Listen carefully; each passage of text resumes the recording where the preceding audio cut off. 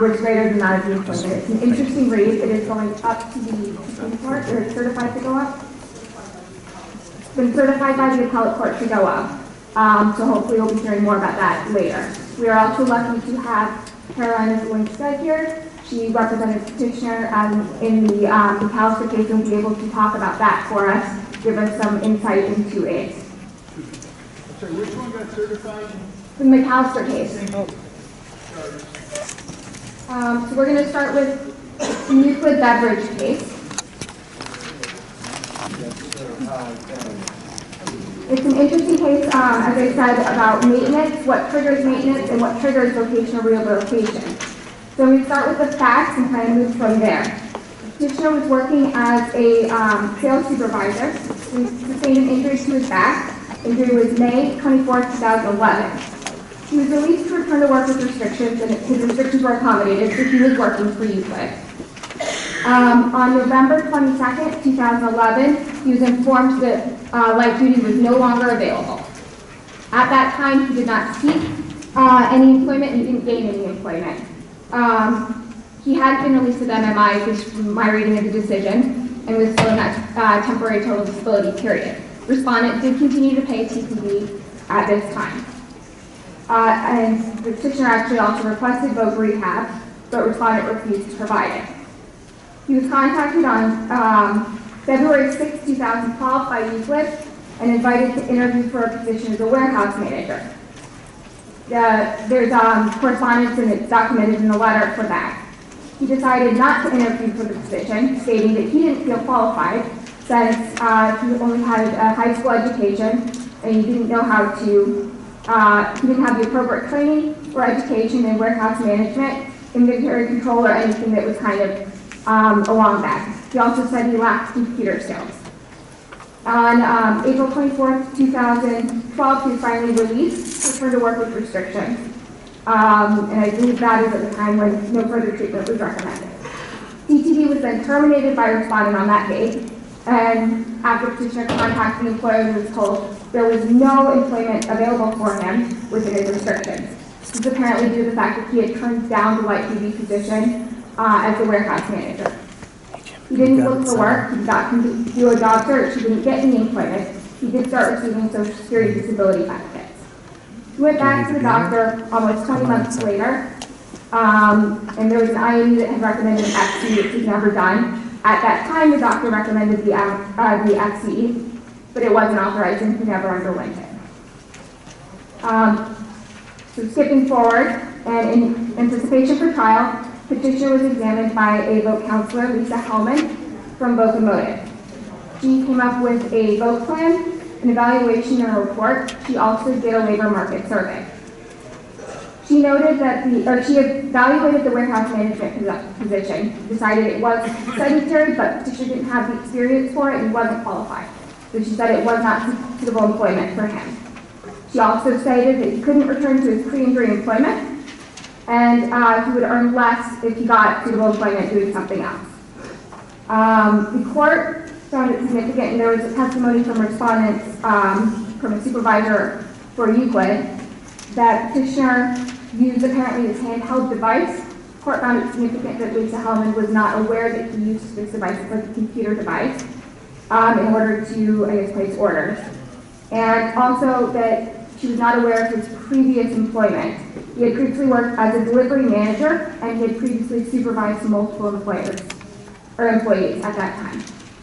The supervisor also testified that he thought the petitioner would be a good fit for that warehouse position, specifically stating that he had a good work ethic, and they had terminated the permanent position. They also said that basically they couldn't provide accommodated work for him because he didn't interview for the last position they offered, so they weren't offering him any additional employment. He said that he was very familiar with petitioner's abilities, his skill set, his use of software, and he was invited to interview because he was good at managing people, and they thought he interacted well with them. He did acknowledge he did not have experience as a warehouse manager. So the case went to trial. The arbitrator found there was a causal connection between the accident and the injury. That's not the interesting part of this case. He awarded TTD from November 23rd, 2011 through April 24th, 2012, which was the date that the petitioner was finally released by his physician, and which is the date that the respondent terminated his TTD, and awarded maintenance from April 25th, 2012 through the date of hearing. The arbitrator also found the petitioner successfully proved a wage differential effective the date of hearing. The case was appealed to the Commission by Euclid Beverage, and the Commission modified in part and adopted in part. They affirmed both the TTD award and the maintenance award, but they modified permanency. The Commission found that the petitioner was permanently partially disabled to 40% loss of use of the person as a whole, specifically finding that since the petitioner had not elected to look for work after being cleared to return to work by his employer or by his physician, he was prevented from establishing what he was capable of earning, and essentially placed the burden on the petitioner to go out and look for work, stating that he could not prove could not establish what he was capable of earning. The case went back up to the circuit court on respondent's appeal. The circuit court, in this case, kept getting better and better for respondent, confirmed in part and set aside in part. Once it went up, it confirmed the permanent partial disability award and agreed with them, with the Commission. However, it set aside the maintenance award and stated that the petitioner was not entitled to maintenance benefits. Found the record did not demonstrate the claimant had participated in vocational rehabilitation or self-directed job search, and therefore was not entitled to maintenance benefits. I will note that the petitioner's attorney did request vocational services, and respondent denied them. The petitioner argued that that was sufficient to establish the maintenance award. Claimant appealed, and it went up to the appellate court. And at the appellate court, the Commission argued the petitioner argued that the Commission's award of maintenance benefits was not against the manifest weight of the evidence. Their reasoning was that respondent denied the voc rehab request in violation of Section 8A, and also that the petitioner clearly established he had a reduction in earning capacity after his employment was terminated.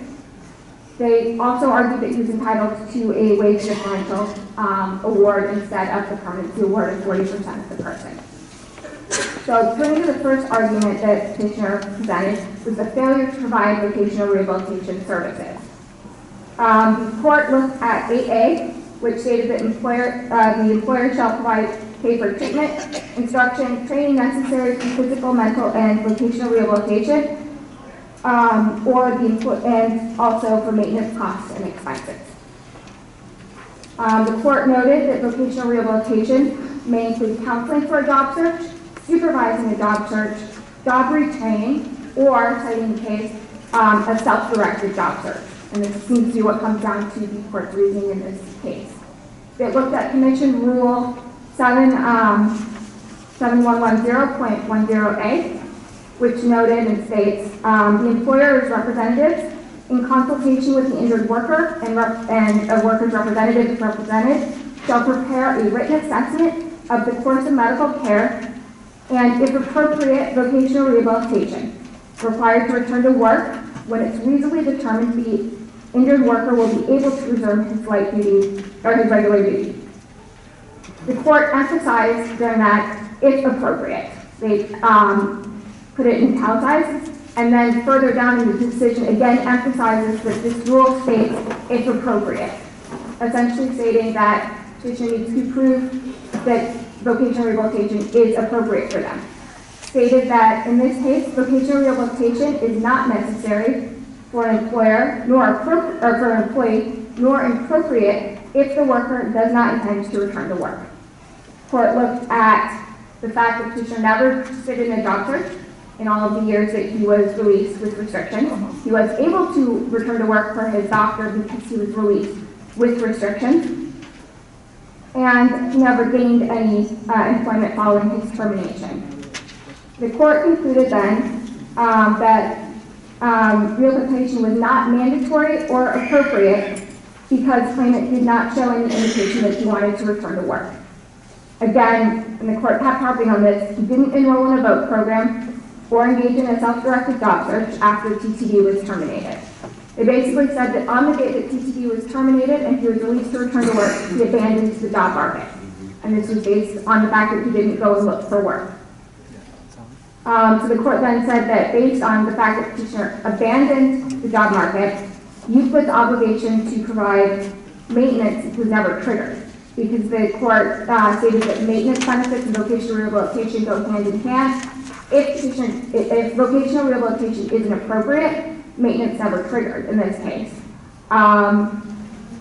Basically, the court said that if the claimant really wanted voc rehab, it could have filed a 19B petition and proceeded to trial in front of the arbitrator for vocational rehabilitation.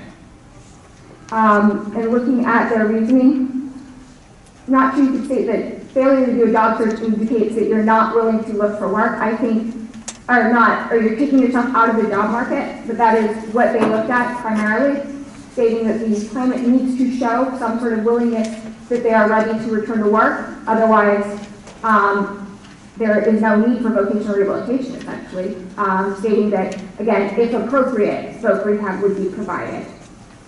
The court then stated that while clearly the petitioner established he couldn't return to his pre-injury job, he had not established what he could earn in suitable employment.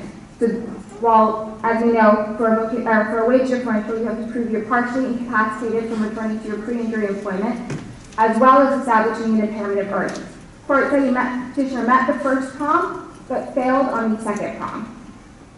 The court, and I note that there's a vocational report and a labor market survey from a vocational counselor. The respondent did not submit any evidence, but rather submitted the background of the petitioner as well as testimony of employer's representative. The court looked at the labor market survey and called it unacceptably speculative. It basically said that it was completed in anticipation for hearing, it lacked knowledge regarding petitioner's previous employment, and if the vote counselor had known about the previous employment, that would have broadened the scope of petitioner's employment opportunities. So, therefore, based on that, claimant failed to establish what he was capable of earning. They also, again, moved to the PPD and analyzed what it means to have a wage differential versus permanent partial disability, acknowledging that while the wage differential may be the preferable outcome, in this case, the petitioner failed to show that he was entitled to it based on based on not establishing what is capable of earning, not establishing an impairment of earnings. And the court basically did this on manifest weight, stating that the commission found that, and that it said that it was not against the manifest weight of the evidence that the commission found the petitioner abandoned the job market on April 24, 2012. It again looked at the vocational report of Ms. Homa and completely disregarded it, again stating it was in anticipation of litigation and lacked knowledge of the pre-injury employment. So the court basically upheld the decision in that case. I think looking at this case and looking at the way that the voc evidence was treated, I mean, obviously there's expert opinion versus no expert opinion. Court looked at it and stated that this was not sufficient. It was so lacking in the knowledge, essentially, that it disregarded it, that there was no basis for holding this expert opinion and threw it out. The part that's weird is the anticipation of litigation. So I'm not entirely sure what that means, but a lot of voc reports are prepared for in anticipation of litigation. So I'm not sure what the burden is there, but that is one thing that it did. I think looking at it, some of it has to do with the time frame. Petitioner was released to return to work in 2012. Case proceeded to hearing in 2015, and the voc report was obtained in 2015, which was almost 3 years later. I think the court was looking for something to be done prior to that, so there's not a large period of inactivity, and I'm sure something was going on behind the scenes that we don't know about. But that's what they looked at, and it seems to me at least that that was one of the major factors that were going into it, was the length of time where nothing happened, and the lack of anything going on. The court did say that vocational relocation is not automatic. It has to be appropriate, and that needs to be established. Based on what they're saying, it looks like if a petitioner starts doing a job search, it needs to at least be evaluated, and that kind of triggers the need from respondents to look at it. I'm also saying that it doesn't say that it's inadequate to just ask. The respondent can start it, but in this case, it said it wasn't automatic, and again, emphasizes that it's appropriate. And it emphasized it twice, so, multiple times in the decision and in a short period of time. Again, I'm not entirely sure that failure to look for work is an intent to abandon the job market, but that can possibly be read into it as an implication of the lack of the job search, showing again how important it is to participate in a job search and to start looking for work from a petitioner's point of view. From a petitioner's point of view also, the job search starts proving your case right away. So if you're not able to look for work and you're going saying, I've contacted thousands of employers and can't find anything, you're proving your case, so you are making it stronger. That being said, it's sometimes hard for petitioners to do what you want them to do. So that might be something that was going on here.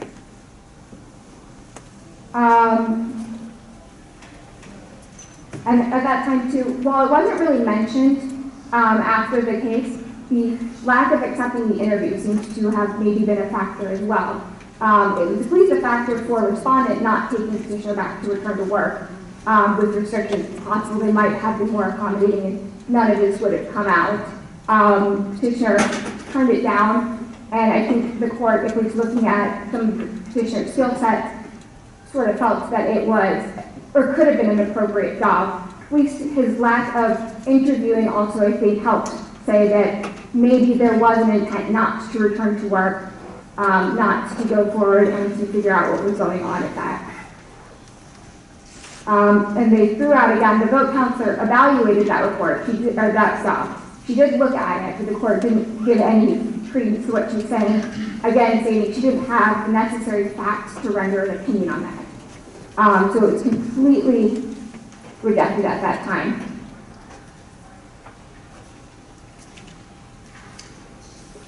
Catherine? Yes. What was the petitioner's age? I don't see it. What was his age? Yeah, do we know? I do not. 1 minute.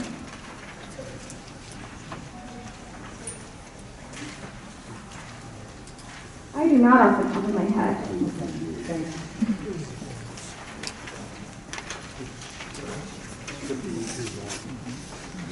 And again, the court seems to want something to happen, stating if petitioner, again, using this kind of as a factor of intent, they could have filed an ITG, and I don't know if it was done, it's just not in the record. If you really want to vote and let the arbitrator determine if at that time it was appropriate or not. Again, in throwing out the vote opinions, obviously our expert opinion is good as the facts. And while I don't know that I would feel comfortable proceeding without a vote report, on the other side, they clearly undercut the report enough to find it not credible. And we were able to throw it out on that. I think the weaker reasoning is the in anticipation of litigation. Because again, how many people get reports after votes gone through when we're getting ready to proceed to hearing in order to wrap it up one side or the other. But again, maybe if the report had been based more on factual evidence, it would have been better. He was 57. Yeah, 57, we just checked it. Thank you. Catherine? Oh, so basically what we're supposed to learn from this is that if a respondent does not want to approve vote, then we as petitioners have to shell out the money to do it ourselves, to pay for it up front, and then make sure everything is done, have the reports done right away, and then go to trial, right?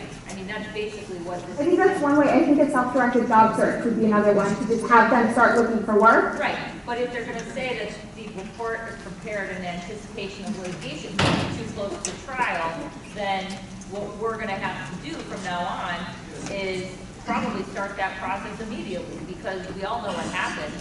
The self-directed job search, they say, oh, well, that's not that's not good enough, they're But not I doing think a that good puts the enough burden job. then on respondent at that time. Right. Once you've triggered their need to do something, it's now the burden of respondent in Right, order to do something. And it's hard, and while they will probably criticize any self-directed job search, there are lines of cases that say that if you're not doing anything, you don't get to criticize their efforts. So you're in a stronger position if you're going forward as a petitioner with a job search and asking for vote. You've also been able to establish then that your client hasn't abandoned the job market and is moving forward. So while it does, I think, shift the burden a little bit, and while, yes, getting your report can be expensive, if vote really is the goal, and you do need to go out and get your report, you can possibly ask for payment, back at trial. absolutely, but what I was gonna say is, in this case, is this your case? It is not. Okay, so in this case, my question, I guess, you may know and you may not, is, was this person ever told specifically, right from the beginning, that vote is not going to be available? At least from what I read in the decision, yes, it was denied by respondent. They had a clear indication that they were not going to provide work within the restrictions or vocational And rehabilitation. was there a basis? No.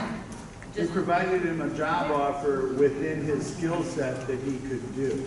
Oh, it's your case, Greg, huh? No, it's not my case. I read the decision, and I think part of it too is that going back to that job offer that petitioner didn't take. And I know that was kind of in the period that TTD was paid, and respondent did not make an argument that petitioner refused light duty. So they did pay TTD through when petitioner was released. I think that was an argument they possibly could have made, but I think that might have been part of the basis too. We provided you with a perfectly good job that you could have interviewed for. You didn't do it. You didn't do a job search, so we are not providing vocational rehabilitation at this time. You've chosen to leave the job market. And the court said that since the commission rules state if appropriate, they put a lot of emphasis on that it never triggered their need to do anything, which then never triggered their need to maintenance benefits. But I think that still, we get into this, you have to look for work, or does the employer have to, you go back to Galvin, which is one of the cases where, that was my case years ago, and we didn't provide any voc rehab or any of that. He didn't do a job search, so we didn't do anything, and we tried it on Manzolo, it was a Manzolo, and then it went up to the appellate court, and they said, well, if you don't provide him a job, if you don't provide work within his restrictions or help him, the petitioner still doesn't have an obligation to go out and look for work if you don't provide that. Right, that is what Gallinetti says. The court seems to get away from it. They are getting away from it more. It does cite to that case and states that wage differential is the preferred method, but then states that the petitioner couldn't establish the employment earnings. So it does seem to, it almost puts the burden on the petitioner to do something and establish it. And then keep in mind that rule, the vote rule, whatever number it is, it's been amended since this case is it's more like a year, like a 3 or 4 month time period. Right. See that? I think their main point was if appropriate. Read that how you want, but it is probably better to be proactive on these types of cases rather than kind of sit back and take. I think that was the court's problem, the length of time it took.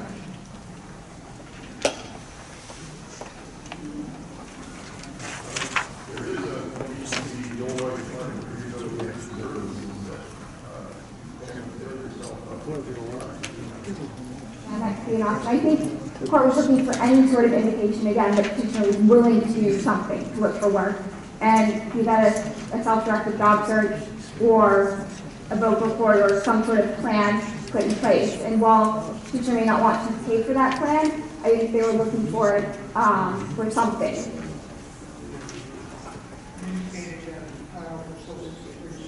Yes. He was approved. It looks like he became applied sometime after maintenance was terminated. He started receiving benefits. It went back, I think, into that period, but he didn't apply till after, I believe.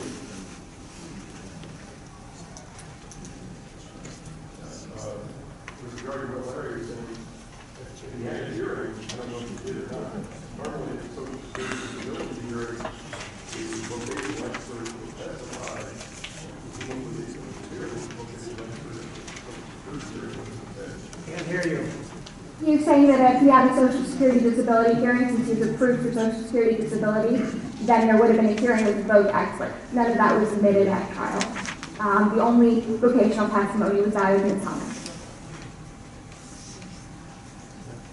So while this was an interesting case, I want to give adequate time to the McAllister case, which Caroline will speak about, and we're lucky to have her here. If you haven't read the case again, as I said, it is a very long case, and it takes a lot to get through. So we'll let Caroline tell us the facts and what she makes of the decision.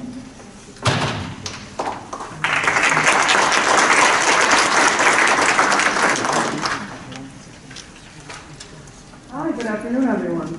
I hope you are as passionate about my case as you were on Euclid. So I tried this case in March of 2015, and the facts are actually quite simple, and they were undisputed, so they're pretty easy to follow. Kevin McAllister was employed as a sous chef, not soup, but sous. So that means executive chef, kind of right underneath there. Sometimes third tier, sometimes second, but he wasn't a cook, he was a chef. At trial, he testified that part of his job duties were to prep and cook food, to check on orders, and arrange something that he referred to as a walk-in cooler. So I'm assuming this restaurant has a cooler that you walk into where you would arrange all your food items and prep items.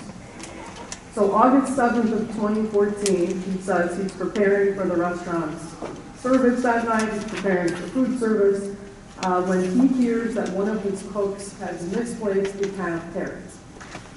So he said, I had some time, I went in the walk-in cooler, and I wanted to help him, and I wanted to find these carrots. The walk-in cooler he describes has multiple shelves, obviously top shelf, middle, bottom. He said he checked all of them, and he couldn't find the carrots.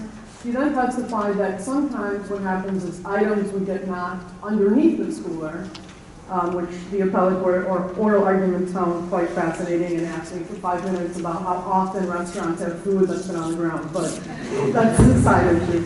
So he said sometimes food gets knocked underneath, so what I did at that time is I knelt down on the ground, and I was sort of checking underneath. He said it was sort of like he was on all fours a little bit, but it was a brief moment that he looked, they weren't there, and as he's standing up, his knee pops, and he tears his meniscus. Now, the causation of that wasn't really an issue at arbitration. It wasn't, there was an IME saying to the contrary that this wasn't causally related. The issue was, did this incident of him standing up from a kneeling position arise out of his employment? So when we first arbitrated the case, the arbitrator did agree that it was an arising out of situation. She said it was a compensable case. She awarded benefits and, in addition, actually awarded penalties and fees because there were no outstanding issues of causation and things like that. TPD hadn't been paid, medical hadn't been paid, so we did get penalties in the case. What happened next is, obviously, what you would all do is review the case. So the respondent reviews it, and the commission reverses. It was a 2-1 decision, there was a dissent. The commission says, we have to look at it in terms of sort of a 2-step process. And what they did is they first asked, should we apply neutral risk analysis? Why they were moving in that direction is they said this was something that the general public does, right? We all kneel. Everybody kneels in life. So we're going to ask, did this individual have to kneel at work more than the general public? They found that he did not. So then they asked, well, since he didn't have to kneel more than the general public, was this something that was particular to his employment? And I highlight that word particular because it's a little different than the phrasing the appellate court uses. And then the commission held that no, it was not particular to his employment, and what they stated in their decision is he could have just as easily been looking underneath his car in his driveway or looking for an item that he dropped underneath his bed when this injury occurred. So they found it was not compensable. At that point, the petitioner, us, appealed this case to this circuit court. Circuit court confirmed the commission decision, and now we're in the appellate court. So, in terms of the appellate court's decision, as Catherine noted, this was a 61-page decision. We argued this, oral arguments were September of 2017. We received our decision about a month ago. So it was an 18-month wait. Out of that 61 pages, 50 of them are what I call mom and dad having an argument. So essentially, there's the majority writing on for 25 pages and a special concurrence basically saying we disagree with everything you said. And they're citing countless cases. We can talk about them today if we have time, we'll see, but cases stemming from 2013 like Autumn Accolade as well as Young, Noonan, Mitnick, you've probably heard of this. So the conversation is going back and forth. And then one of the big highlight cases that they're arguing about is this Adcock case, and that was decided in 2016, I believe, but it's pretty recent. So what does the appellate court do? The majority finds that this is a manifest weight case, which we can kind of discuss that in a little bit as well. But because it's a manifest weight case, they say that the commission decision stands. What's really significant, though, is how the majority sort of goes through the process of analyzing this case. And Dave Slide here highlights that a little bit. He says the first task in determining whether the injury arose out of the claimant's employment is to categorize the risk. So that's what the majority does. They say the first thing you need to do is decide what kind of risk is this. And they go on and they give you the three different types. So first they say, number one are risks that are distinctly associated with employment. Then they say the second tier are risks that are personal to the employee, and they mention something like idiopathic falls would fall under this. And then the third prong they indicate are neutral risks that do not have any particular employment or personal characteristics. So that's step one. Then the court goes on to sort of define what it means by distinctly associated, right? Because we need definitions for everything. So if you have a copy of the decision, I don't know if that was part of your handout materials, but it's on page 8 if you want to follow along, paragraph 27. So the majority says, risks are distinctly associated with employment when, at the time of injury, 1, the employee was performing acts he was instructed to perform by the employer, or 2, acts that he had a common law or statutory duty to perform, or 3, acts which the employee might reasonably be expected to perform incident to his assigned duties. So, in our case, we argued prong number 3. We have, again, going back to the facts, we have a sous chef who's inside of a cooler kneeling to find a food product. So we say, obviously, an employer would reasonably expect an employee to do this, right? How can you cook food? How can you serve food? How can you have any sort of food service if you don't locate the food item? The appellate court disagreed. The majority said that the situation was not distinctly associated with his employment. Specifically, they indicated that, a moment here, I want to read to you page 73 of their decision. Actually, I think Dave has a slide on this. I just think that the reasoning is, Page 72 or excuse me, paragraph 73. It's up on there, I know the screen's a little tilted, but I'll read it to you. So this is what they said. They said, here, we simply hold that an arising out of determination requires an analysis of the claimant's employment and the work duties he or she was required or expected to perform. Only after it is determined that a risk is not employment related, this is the same as distinctly associated, they use both terms. Only after a risk is not employment related should the commission consider and apply a neutral risk analysis. As stated, the evidence in this case was such that the commission could properly find that claimant's injury did not stem from an employment-related risk. And here's their reasoning. They say the risk posed to claimant from the act of standing from a kneeling position while looking for something that he had been misplaced by a coworker was arguably not distinctly related to his employment. Claimant's work for the employer did not require him to perform that specific activity. Further, it was the commission's prerogative to find claimant's act of searching for the misplaced kind of food, and they stated that it was too remote from the specific requirements of his employment. So the majority essentially says that wasn't his specific activity, he didn't need to do that. In one portion of the opinion, they actually used the word volunteering, that he volunteered to do this, and they hold that it's not compensable.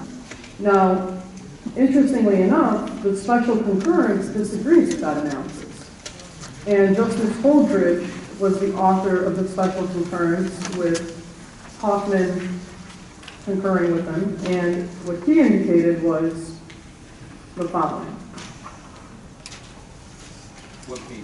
Justice Holdridge in his special concurrence. So he says, the majority first concludes that the act the claimant was performing at the time of his injury, which was looking for carrots, was too remote from the specific requirements of his employment to be considered incidental.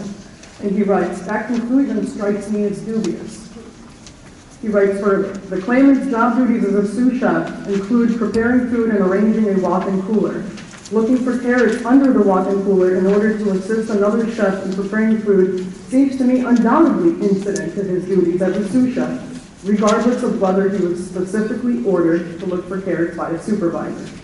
Thus, if the majority's analysis were correct, and what he's referring to here is that, again, process of first categorizing the risk. So he says, if we're going to categorize the risk first, I believe we have no choice but to reverse the commission's decision and award benefits to claimant. So he's saying, listen, majority, if we're following your path and your sort of analysis outline, then he should have won. However, and this is why it's a special concurrence, he says, I don't agree with that analysis. I don't think that's what you should be doing in cases like that. So what Justice Holdridge claims is that any case that has activities which he calls everyday activities or common bodily movements, and he refers to this as kneeling, reaching, bending, walking, all of these common bodily movements should automatically go through a neutral risk analysis. So he says you don't categorize the risk. You ask what was the activity, and if it's an activity of common bodily movement, then we go to neutral risk analysis. So what that means then is the next step would be you have to apply either a quantitative or a qualitative analysis to this, right?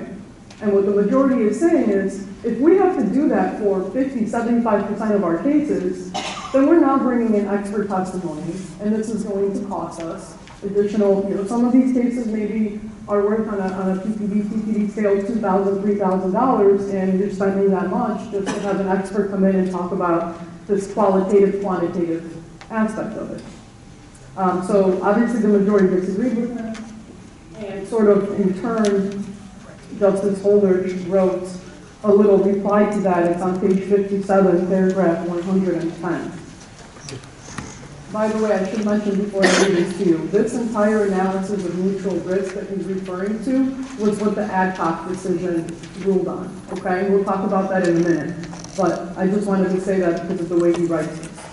So he says, the majority contends that an ad hoc type analysis invites decisions by the commission based on speculation, conjecture, or gut level assumptions as to how and in what manner members of the general public perform various activities of daily living. The majority queries whether expert testimony will always be required to establish these facts. I have no doubt that in certain instances, the commission may legitimately infer whether the employment increased the risk of a particular activity of daily living beyond that faced by members of the general public.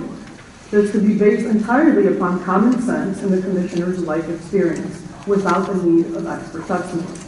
He gives an example. He says, if an employee's job requires him to walk 10 steps once or twice a shift, the commission may reasonably infer that the employment did not increase the risk beyond that of the general public. Conversely, if that same job requires an employee to climb 10 steps 50 times per shift, then the commission may reasonably draw the contrary inference. So this is all based on the ad hoc case, and I want to sort of take you through that. Are any of you familiar with ad hoc? So ad hoc was a case where the claimant was welding locks, but because of a prior injury he had, the employer actually allowed him to do it from a sitting position in a swivel chair. So what he testified to at hearing was that he's constantly twisting back and forth in the swivel chair because that's the only way that he can conduct his job duties. The majority in that case, which was again Justice Holdridge, Hoffman, and Hudson in this case, held that moving and turning in the swivel chair was not incidental to his employment, but that he was exposed to an increased risk due to the amount of times he had to turn and move. So they're saying twisting and turning is an activity of daily living. It's common bodily movement. So we immediately apply neutral risk. And in this case, they say that the petitioner wins. Claimant wins because he did testify that he had to do so 70 times a day, and there was enough there for the quantitative and qualitative analysis.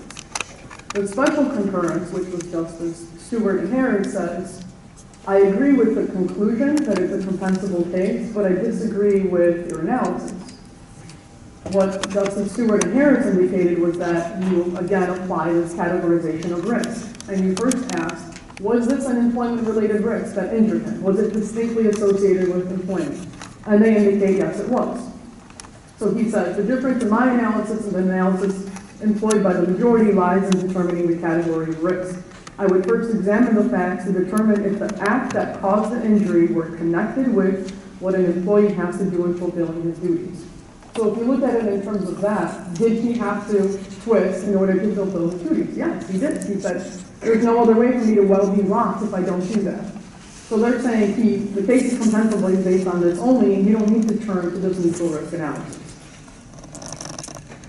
Now, I also formulated this slide. This wasn't one of Dave's. It was one of mine that sort of helped. I know it's hard to see sides. But what I wanted to see was sort of this side by side.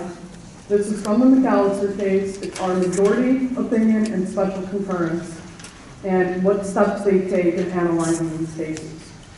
And why this is sort of becoming a big deal is, like I said, for 50 pages, the justices are in disagreement. And they're going as far as saying, prior cases that we've reached decisions on, we think those are incorrect. Justice Holdridge is now saying, I know that I was part of the majority decision in Young and Autumn Accolade. I no longer think that was decided correctly. You have Justice Harris constantly saying, I dissent from every opinion. I'm not agreeing with any of this analysis. So in my McAllister opinion in the appellate court, they're basically asking the Supreme Court to weigh in on this issue. At least that's what I think. I don't think you're right about this for 50 plus pages if you think that the cases are uniform in any way. So before we kind of talk a little bit about the prior cases that were before McAllister, do you guys have any questions or comments thus far? Yeah. Is there a petition for leave to appeal to the Supreme Court? Yes. So the appellate court decision came down at the end of March. We filed a petition for rehearing and alternative certification. The rehearing was denied, but 4 out of 5 justices, other than Justice Holdridge, certified it to the Supreme Court. So now we are in the process of drafting our petition for leave, and that should be filed in about 2-3 weeks. Yes? If I understand you correctly, in the decision, the appellate court affirmed the commission essentially on a manifest weight basis. Nonetheless, they went down the rabbit hole, and of course, Holdridge, needless to say, vehemently objected. Is it your impression that with the analysis, forget the holding is manifest weight. So in that sense, it's just a manifest weight. The commission could have found this. I don't know how. Looking for carrots is a work-related activity. How is he supposed to get up? But in the meantime, it seems to me what they're kind of doing is what Holdridge is talking about. In other words, he's involved in a work-related activity, but then they apply some kind of neutral risk analysis to it. Is that your impression of what they were in fact doing with their analysis? Whether the majority was doing that? In other words, they were applying the concurrence's ideas. Yes and no. So what they did first is they did categorize the risk, which is what they say you have to do at step 1. So they categorized the risk, and they said, is this an incidental risk to his duties? And they determined it was not. They said he was volunteering. So then they moved on to step 2. Once you know it's not, then you ask, is it a neutral risk? And they said yes. Standing up from the kneeling position is a neutral risk. It's an everyday activity. And then they applied the neutral risk analysis and decided he did not testify that he does so to an extent greater than the general public. Well then, in terms of the concurrence, I mean, the Supreme Court has to take this case. The man was performing a work-related activity. to the extent that these decisions are supposed to educate us, this gives us, our community, no good whatsoever. He talks about diversity adcots. I don't see them doing that. So he's a little bit off the reservation, perhaps, with that. But he is right in the sense that they are now effectuating a non-standard standard.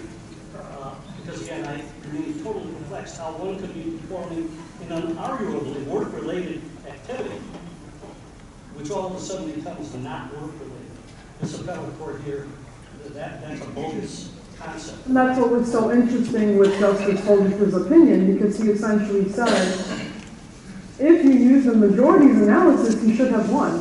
He said he found it dubious, he said he found it implausible, and basically said it's ridiculous. But then he says, well, we shouldn't be using that sort of analysis. We should be using ad hoc only, and all of these cases you have to bring in evidence of qualitative, quantitative. So I do think it'll add an extra burden. Yes? But for the majority, had he been told by his boss, go find a carrier, done. I think so, right. Had the chef, I think he testified the chef was in his office. The other chef said I need some carrots, it's kind of something to do, but the company said that wasn't one of his assigned duties. Okay? So it's basically a volunteering situation. I found it interesting that they say once you do step one, if you hit step one, you don't even consider it as neutral. You do not need to go to, correct. You know, once you hit step one and you find that it is an employment-related risk, it's compensable as to arising out of. We clearly still have causation issues. This doesn't end the case, but as far as arising out of is concerned, you have satisfied that requirement if it is an employment-related risk. So I think what the Supreme Court is going to basically clarify is when you're bending over, when you're turning your head, when you're doing something other than lifting 100 pounds of material up to the roof or whatever, normal everyday activities, to what extent are those? Right. And I think that judging from this, they need to clarify it. Right.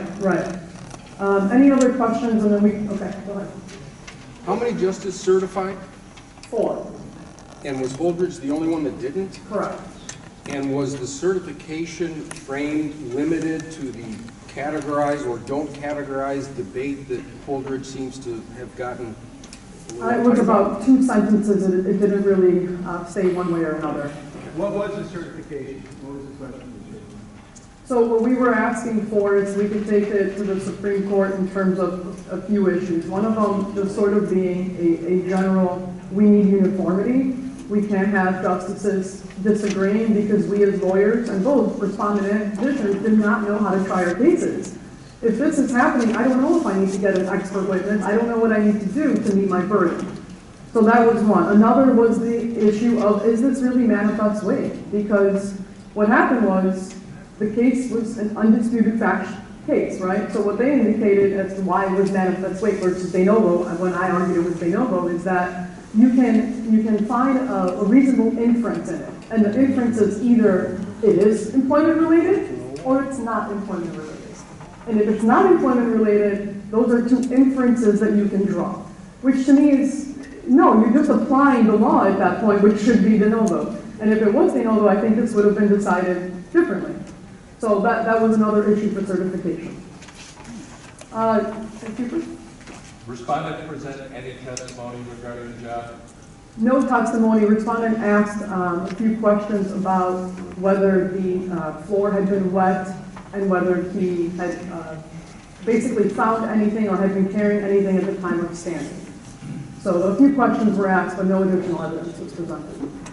So in keeping with, I think, in the cases here, as petitioners, we're going to have to consider taking these hearings another half hour or 1 hour to take 100 questions on everything you're required to do during the course of your employment, the team aspect, what have you. If they're not going to, because otherwise, this is all. I agree with you. You're not really. If I were to try this again, I would ask him, does the chef require that you find all of the food that you're supposed to cook? Is there time where you need to go into the cooler and look at all of this? I mean, yeah, you have to ask how many times Do you kneel, walk, how many steps do you take, how often do you have to carry things? I guess you have to go into this long path of questions now until this is decided. I'm sorry, there was one question up there. Oh, Dave, hi. Hi. Carolina, so it seems to me that what the concurrence is saying is that when you're dealing with a quote-unquote everyday activity or a quote-unquote common bodily movement, that you always have to apply the neutral risk analysis to that type of thing. My question is, do you see any definition by the concurrence of what constitutes a everyday activity or a quote-unquote common bodily movement? I mean, I know they give examples, bending, kneeling, but is there a definition that we can use? Because Greg brings up a good point. Is lifting a common bodily movement? Is lifting an everyday activity? So in every lifting case, are you now going to have to apply the neutral risk analysis if you agree with the concurrence? So do you to see a answer- definition of those terms is what I'm asking. Right, to answer your question, no. The special concurrence did not define it, and the majority actually brought up that issue as well. They said you're going down a rabbit hole. What are you going to define what these are? I mean, this is all going to be speculation if that's the rule that we adhere to, this ad hoc rule. So for example, is lifting 25 pounds an everyday activity, but lifting 100 pounds not an everyday activity? And where is the line drawn? Is it something like that? Right, where is the line, and who testifies to it? Can you? Do you bring in your coworkers? I mean, where's this end, I guess is the question. There was a question over here. Yes, sir.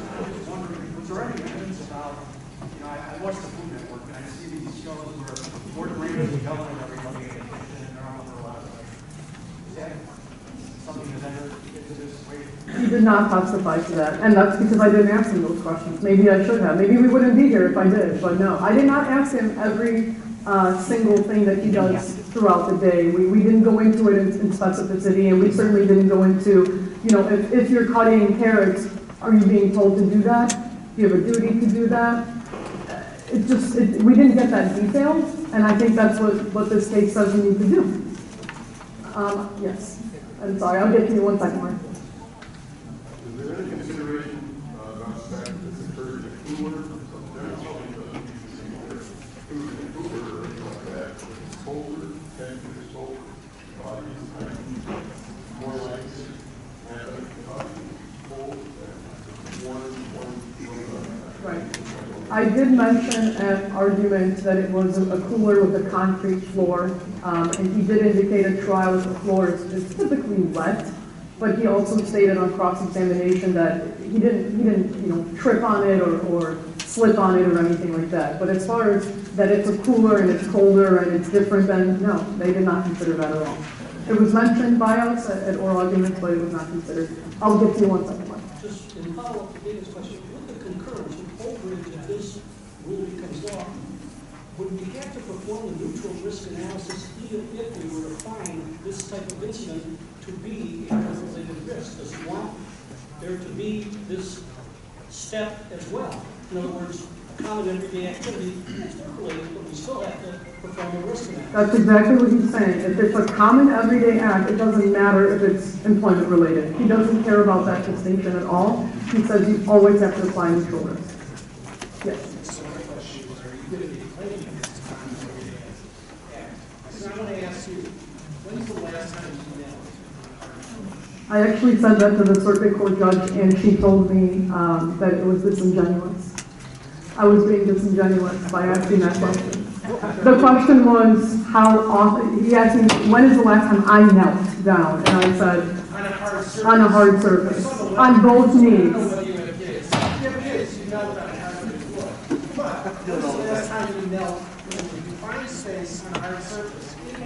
We argued that and we got smacked a little bit.